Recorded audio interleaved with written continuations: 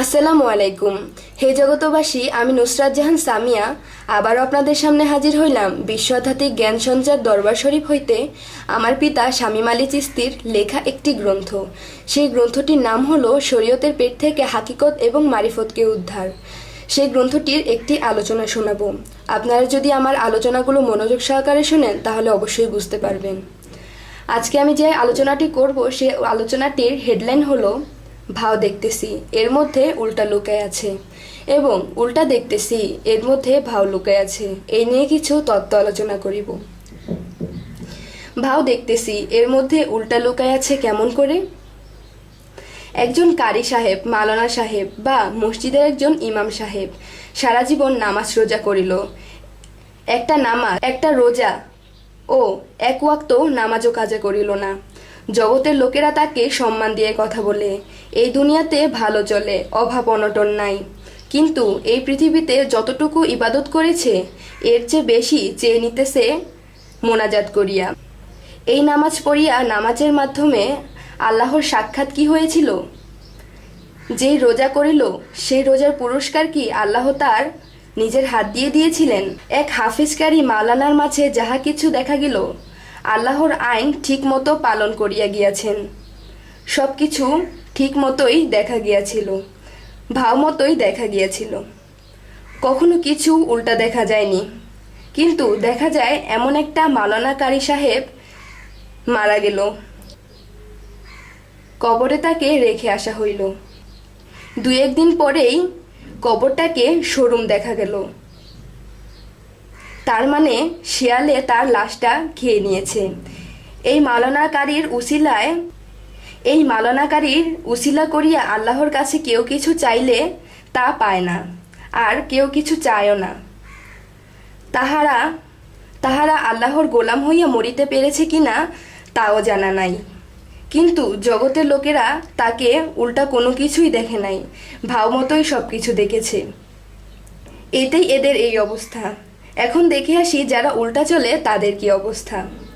সমাজে আরেকজন ব্যক্তিকে দেখা যায় রাত্রের বেলা জাগিয়া থাকে, অর্ধেক দিন পর্যন্ত ঘুমায়। ফজর, জোহর, আসর, মাগরিব, এশা, কোনো ওয়াক্ত নামাজেরও খবর নাই। সংসারের প্রতিও তেমন মায়া নাই। যা পারে তাই সংসারে আনে, অভাব অনটন লাগিয়েই থাকে। কখনো কেউ যদি রাস্তা দিয়ে ওই ব্যক্তিটিকে হেঁটে যেতে দেখে, কি যেন পাগলের মতো বিড়বিড় করে, আর চোখ দিয়ে ছলো ছলো পানি ঝরতে দেখা যায়। শরীরের প্রতিও যত্ন নাই। 4 দিন 5 দিন চলে যায়, কিসের অজু গোসল আর কিসের খাওয়া দাওয়া, কোনো কিছুরই ঠিক নাই। এমনকি রাত্রের 12টার পর তাকে খুঁজেও পাওয়া যায় না। জমি জমা ছিল অনেক, কিন্তু যদি কোনো মানুষের বিপদ আপদ দেখত তখন তার সম্পদ হইতে মানুষকে দিয়ে দিত। দুনিয়াবি কোনো সম্পদেরই মায়া নাই। দুনিয়াবি শত দুঃখেও একই রকম থাকে। এমন করেই জীবন কেটে যাচ্ছে, এবং বেশিরভাগ মানুষই তাকে ঘৃণা করে। বেনামাজি, বেরোজাদার বলে গালাগালি করে, অনেক অপমানও করে। এই জগতে যেই লোকেরা তাহাকে চিনে ফেলল, বুঝে গেল এই লোকের পিছন ছাড়া যাবে না, তাহারা কি দেখে পিছন ছাড়ে না? ওই ব্যক্তিটি কাউকে কিছু বলে দিলে তা হইয়া যায়। কোনো অসুস্থ রোগীর মাথায় হাত বুলিয়ে দিলে সেই রোগীটি সুস্থ হয়ে যায়। নিঃসন্তানকে বলে দিলেও, যাও, আল্লাহ তোমাকে একটি ফুটফুটে ছেলে সন্তান দান করবে। যার 12 বছর ধরে সন্তান হয় না, এই লোকটির কথায় আল্লাহ একটি সন্তান দিয়ে দিল। আস্তে আস্তে মানুষ তাহারা অনেক কিছুই ভালো প্রমাণ পাইয়া গেল। তাহারা এই কামেল ব্যক্তিটির কেউ আশেক ভক্ত হইয়া গেল।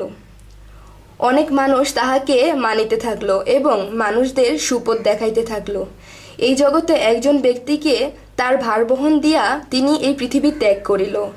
এরপর দেখা যায় যে সমস্ত ভক্ত আশেকগণের তাহার কবরটিকে একটি মাজারে পরিণত করিল। এত ভক্ত আশেকের মাঝখান থেকে কিভাবে এই ব্যক্তিটি শেয়ালে খাবে? এবং তাকে কেউ দেখল না নামাজ পড়িতে, রোজা রাখিতে। তিনি কি ইবাদত করিয়াছিলেন যে মৃত্যুর পরেও মানুষ মাজারে গিয়ে তাহার উসিলায় কিছু চাইলে তা পায়?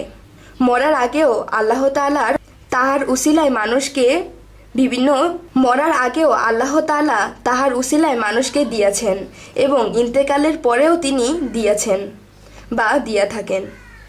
কেননা তিনি গোপনে আল্লাহর গোলাম থেকে বন্ধুত্ব অর্জন করিয়া গিয়াছিলেন এবং তাহার কর্মকাণ্ড সবাই তো খারাপ দেখে গিয়েছিল। তাহলে এই খারাপের মাঝেই ভালো কিছু লুকাইয়া আছে। এইভাবে উল্টার মধ্যেই ভাও লুকাইয়া থাকে। এই বলে আমি আমার আলোচনা শেষ করছি। আমাদের চ্যানেলের ভিডিওগুলো যদি আপনাদের ভালো লাগে, চ্যানেলটিকে সাবস্ক্রাইব করে আমাদের সাথেই থাকুন ভালো ভালো ভিডিও পাওয়ার জন্য। বা আমার ভিডিওগুলো ভালো লাগে বা আপনাদের মনে কোনো প্রশ্ন জাগে, তাহলে আপনারা কমেন্ট বক্সে জানাবেন। এই বলে আমি আমার আলোচনা শেষ করছি। সকলে ভালো থাকবেন, সুস্থ থাকবেন। আল্লাহ হাফেজ।